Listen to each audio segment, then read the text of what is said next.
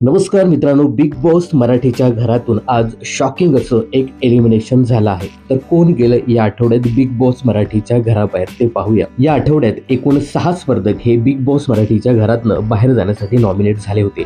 यामध्ये संकेत पाठक, रेवा कवरसे, प्राजक्ता शुक्रे, तन्वी कोलते, दीपाली सय्यद आणि अनुश्री माने अशा सदस्यांचा समावेश होता. जे काही वोटिंग ट्रेंड पाहायला मिळायचे त्याच्यामध्ये तन्वी कोलते ही पहिल्या स्थानी होती, दुसऱ्या स्थानी अनुश्री माने, तर तिसऱ्या स्थानी संकेत पाठक, तर चौथ्या स्थानी दीपाली सय्यद असे कंटेस्टंट पाहायला मिळाले. तर बॉटमला होत्या त्या म्हणजे वाईल्ड कार्ड म्हणून आलेली रेवा कवरसे आणि पहिल्या दिवसापासून बिग बॉसच्या घरामध्ये खेळत असलेली प्राजक्ता शुक्रे. तर या 2 सदस्यांपैकीच एक सदस्य घराबाहेर जाईल असं कन्फर्म सांगितलं जात होतं. तर कमी वोटिंगमुळे आणि कमी कंटेंटमुळे बिग बॉसच्या घरातून प्राजक्ता शुक्रे ही इविक्ट झाल्याचं सांगण्यात येत आहे.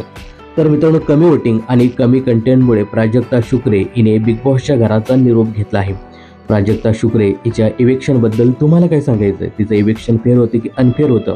त्याबद्दल तुमचं काय मत आहे हे कमेंट्स बॉक्समध्ये नक्की सांगा. बिग बॉसच्या अशाच अपडेट जाणून घेण्यासाठी चॅनल जर सबस्क्राईब केलं नसेल तर जरूर करा.